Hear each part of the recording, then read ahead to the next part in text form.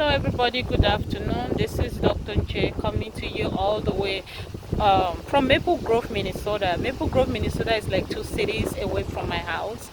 And while driving, I thought of something, and I said, sometimes when your brain think about something that you know it's important, it's always nice to take action right away. Otherwise, you tend to forget when the time comes. So today, I want to talk about diabetes, obesity, and low self-esteem. So diabetes 1, obesity 2, and low self-esteem. Once somebody is diagnosed with diabetes, it's a chronic illness, and being diagnosed with diabetes can be really, really heavy on most people to handle. If not most people, everybody, because just that name diabetes carries a lot with it. It comes along with a lot of restriction. It takes a toll in your life, and so there's that tendency that most often when we're being diagnosed with diabetes or obesity, the first thing that comes to mind, I'm speaking from my personal experience, it was denial. So I struggle with myself to say, oh no, that's not true, that can't be true. But hey, over time, it's okay to feel that way, but over time you need to accept it, because if you don't accept it, then it will be difficult for you to even start working on it. So first, when diagnosed, there's denial. Oh, God forbid. Oh, God forbid. Yes, God forbid, but let's accept, science. Before they decided to diagnose you, usually they will do a test, and it's from the test numbers, and usually it's not just one test. They will do at least 2 or 3 tests. And sometimes I know some people would decide to go for a second opinion, which is okay too. So let's say, for example, the first doctor, who is probably your primary care for us here in the United States, will diagnose you, and then you'll be like, God forbid, God forbid. Okay, after maybe a month or so, you might decide and say, hey, yes, this could be true. Why I don't want to believe that it's true, but let me go try another doctor. Then you go for a second doctor, and then they do another diabetes test, which is they'll do a first one after you probably have eaten. Then the second time they'll tell you to fast. Blood fasting sugar, it means you woke up in the morning, you didn't eat anything, and then you go in for the test. So they draw your blood, they draw blood, and then they do the diabetes test when you're fasting. So one without fasting and another one which is fasting. So the results, so after you try 2 different doctors, guess what? Denial or no denial, you need to snap out of that denial and start working on it. So how do you break this news to your family members? Maybe if you're married, to your spouse, if he or she wasn't there during the diagnosis. How do you tell your co-workers? How do you even, for those who have children, how do you tell your children at home that, hey, go to the hospital, your mommy has been diagnosed with diabetes? And telling them also means you have to educate them on what diabetes is and what needs to be done. So now you have to deal with, your children have to deal with a mother who is diagnosed with diabetes, or a parent who is diagnosed. Your spouse have to deal with it. Family members have to do with it.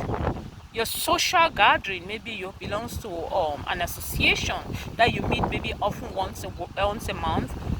For African content, sometimes maybe your Christian group, it could be men's group, women's group, it could also be maybe your monthly Jangi group, it could also be maybe just a professional association that you belong to.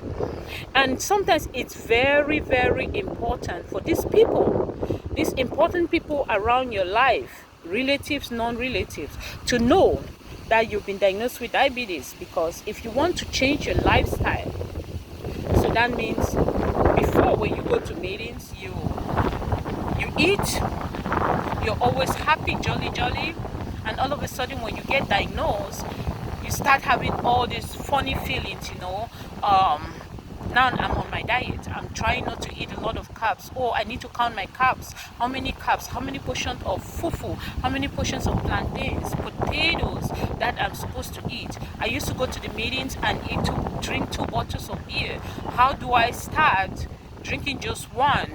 And how do I control people's emotions? and feelings towards me. Hey baby, you used to drink 2 bottles, 3 bottles, come on, take another one, we need to party, we need to party. And then all of a sudden you're like, oh no, I'm sorry, I can't drink 2 bottles of beer. Why? Because sometimes you need to explain yourself. And the next thing that usually comes in, the people around you start feeling sorry for you.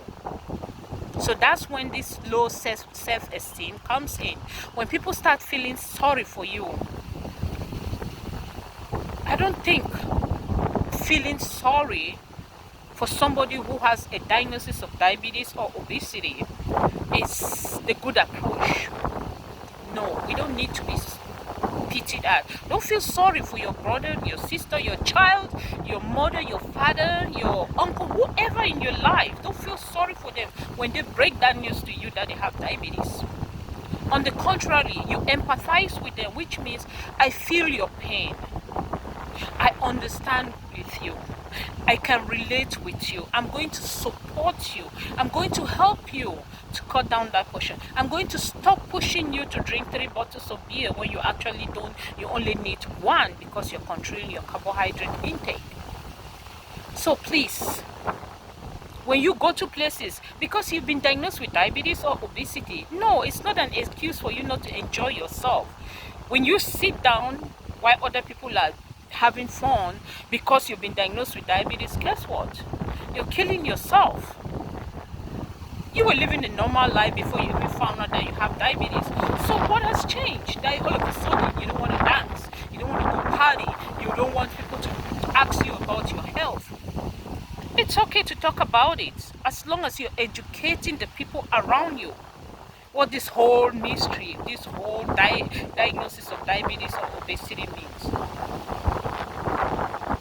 So if you don't find a way to snap out of that low self-esteem, the next thing that will follow is another diagnosis. Hear me well. The next thing that will follow is another diagnosis, because once you're diagnosed with diabetes, okay, now all of a sudden, on Sundays that you used to enjoy going to church, you no longer feel like going to church. On Saturdays that you used to get up and go to meetings, you no longer feel like going to that meeting. On Saturdays that you used to go to your monthly maybe bowling, for some people who likes bowling, or for some men who likes to go soccer every Saturday, you no longer feel like going. What are you doing to yourself? Stop it. Stop it, because if you don't stop it, the next thing you're going to be diagnosed with depression. So instead of just having to deal with diagnosis of obesity or diabetes, guess what? You're increasing your diagnosis. You get to depression. Instead of just taking your diabetes medication, now you have to start taking psychotropic medication to help you to manage with depression. No. You need to develop coping skills. And these coping skills include what? You go out for a walk.